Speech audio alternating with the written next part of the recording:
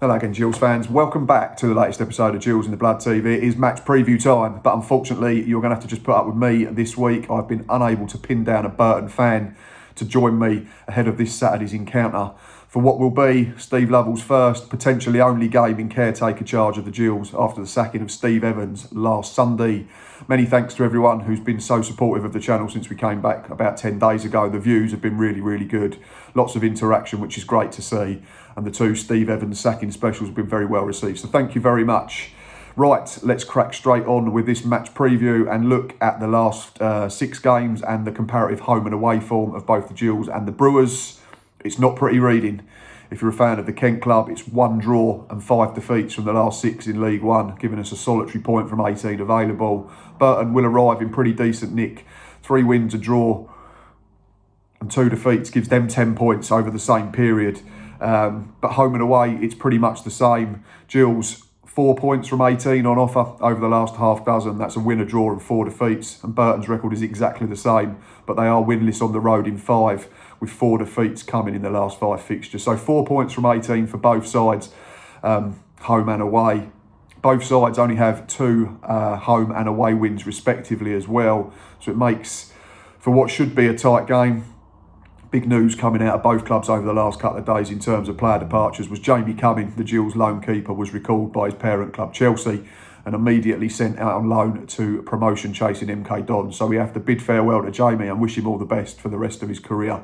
I'm sure he has all the tools to play at the very highest level, or at least be sent out on another 100 loans. I jest, Chelsea fans, although I'm sure none are watching. In terms of Burton departures, Kane Hemmings, their experienced frontman, left for a fee during the week and has gone to League 2 Tranmere Rovers. So they will be without his services. Obviously, without a Burton fan to call on, I'm having a look through previous fixtures to see what type of system they play.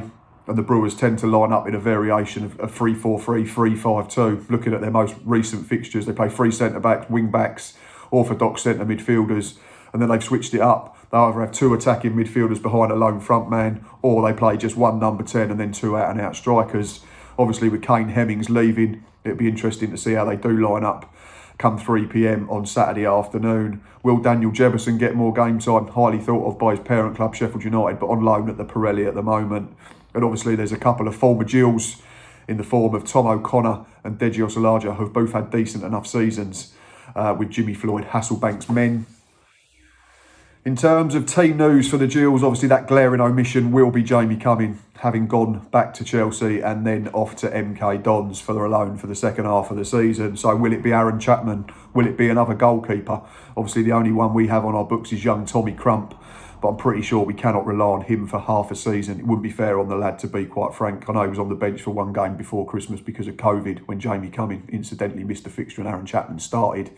There is rumours of Pontus Dahlberg coming in on loan from Watford, who we do have a relationship with. Obviously, we have Daniel Phillips on loan from that Premier League club already. He was on loan with Doncaster Rovers, the only team that are below us in the league for the first half of the campaign. He kept 4 clean sheets in 20 appearances for Donny, but did recently lose his place, so he's been recalled.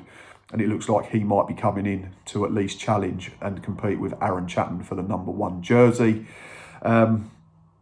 Remember him, start of the season, Dahlberg. I thought he started really well. I remember when I was doing stats for the Third Tier podcast, and a couple of times we mentioned him as being very good. I think he saved a couple of penalties, but obviously, like the club that he was playing for, Doncaster, must have lost his way somewhat.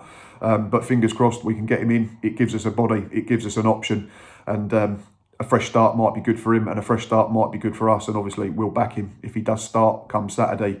Other players unavailable will be Daniel Phillips through suspension after that daft red card last week at home to Ipswich. Alex McDonald, temporary caretaker assistant manager after being ruled out for the rest of the season. And Daniel Adsen with a broken foot. But also there are big question marks at the moment regarding a couple of other players. Wrexham rumoured to be in for Big V, Verdane Oliver. That broke on Thursday evening and Wednesday evening. Not sure even what day it is. And also, Carl Dempsey is still rumoured to be going to Bolton. Apparently, a fee of just over 100,000 has been agreed, and it's just a case of sorting personal terms, which led to my optimism for Saturday being slightly diminished. I was trying to be positive Trying to think that if we could pick up a decent performance and a decent result, that the Great Escape may just be on. I'd picked a team. I'd gone Aaron Chapman in goal. Well, I'd gone Jamie Cumming in goal and then changed it to Aaron Chapman. If everyone is available, I would go Ryan Jackson, Max Amar, Jack Tucker and Robbie McKenzie as the back four. I would then play the diamond with Stuart O'Keefe at the base, Dempsey and Danny Lloyd from the sides, Ollie Lee in an orthodox number 10 position behind for Dane Oliver and Tom Dixon-Peters. I put it on Twitter, I said, let's get people in their right positions, no square pegs, round holes. Let's get a midfield that mixtures the bite and the steel of Stuart O'Keefe, the work rate of all four of them, the creativity of Carl Dempsey, Oliver Lee, the direct running of Danny Lloyd, and let's get an orthodox front pair up the top, right at the high end of the pitch, and try and press Burton back and play on the front foot. And Steve Evans has spoken of being brave and learning how to mix things up, and he's going to change the approach. So obviously the proof will be in the pudding Saturday afternoon, but that would be my team if everyone was available. Chapman, Jackson, Amar, Tucker, McKenzie, O'Keefe, Dempsey, Lloyd, Lee, Oliver, Dixon-Peters. My bench, obviously without a sub-keeper, would be Crump, Tatonda, Bennett, Reeves, Carriol, Akindi and Gerald Sitole. But obviously there's question marks over Dempsey and Oliver now, and it might be a different keeper. It could be Pontus Dahlberg, it could be anyone. So I'm going to try and remain positive. Score prediction. Last year, Burton come to our place. They were absolutely gone, weren't they? They were dead and buried. Jimmy Floyd Hasselbank had just been appointed, but I think the Brewers fans were resigning themselves to the fact that they were going to be in League Two. They won, and their Great Escape started in Kent. So fingers crossed and toes and everything else, that our own Great Escape can potentially start in Kent tomorrow afternoon. Burton aren't great on the road. We hopefully will get a good reception for Steve Lovell and Alex McDonald, regardless of what we think of the appointment long term, if it is to be more long term. So I'm going to try and stay positive, and I'm going to go for a final score of Gillingham 2, Burton Albion 1. I have got Verdane Oliver and Thomas Dixon-Peters to score the goals, but we're not even sure Verdane will play or start. But if he does, I'm going to back him to potentially score his final goal for the club. So yeah, backing us to win. Right, I'll be back Saturday afternoon, myself and Boz, maybe Stocky for a match day live. Glutton for punishment, some might say, but we've got to keep doing it. We have to try and believe. We have to keep thinking that if we can put in a decent performance and get a positive result, that it may turn, the whole mood will lift. But like I say, proof's in the pudding. We'll see you tomorrow, and until next time, up the Gills.